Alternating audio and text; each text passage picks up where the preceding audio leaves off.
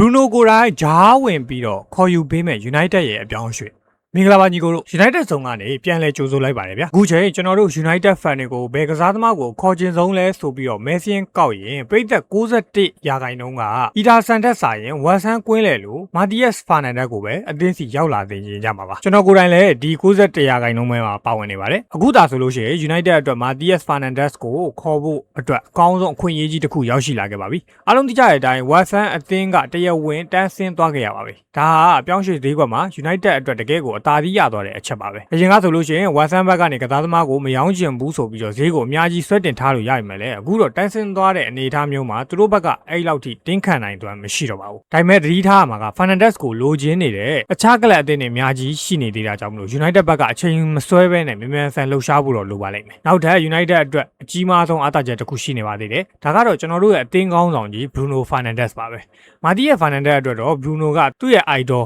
သူ့ရဲ့ဆက်မြကစားသမားတစ်ယောက်လိုဖြစ်နေရပါဒီတော့အသင်းကောင်းဆောင်ကြီး Bruno ကိုယ်တိုင်အသင်းအတွက်ဂျားတဲ့ကနေပွဲစားဝင်လုပ်တဲ့အနေနဲ့ဖုန်းလေးတစ်ချက်ဆက်လိုက်ရုံနဲ့အပြောင်းအရွှေ့ကတော်တော်လေးကိုချုံးမွေသွားနိုင်ပါတယ်ဗျပြီးတော့ United ကဒီယာဒီမှာအဆင့်3နေရာနဲ့ Champions League ဝင်ခွင့်ရဖို့တေချာသွားပြီဆိုတော့ကစားသမားတွေကိုငကိုကလေးကအဆင်လာကြီးမားတဲ့ Old Trafford ဆိုတာတကယ်ကိုဆွဲဆောင်မှုရှိတဲ့နေရာကြီးတစ်ခုဖြစ်နေပါပြီ Matías Fernandes လို့ကစားသမားမျိုးအတွက် Champions League ကစားရမယ်အပြင်သူ့ရဲ့ idol ဖြစ်တဲ့ Bruno နဲ့ပါတွဲပြီးကစားရမယ်ဆိုတာကလုံးဝကိုညှင့်ပယ်ဖို့ခက်ခဲတဲ့ကမ်းလှမ်းမှုတစ်ခုဖြစ်လာမှာပါညီကိုတို့ရော Matías Fernandes ကို United ကွင်းလယ်မှာမြင်ချင်းကြလားသူရောက်လာရင်အသင်းအတွက်ဘယ်လောက်ထိအကျိုးရှိနိုင်မလဲဆိုတာကို comment မှာဝင်ရောက်ဆွေးနွေးပေးကြပါဦးဗျာ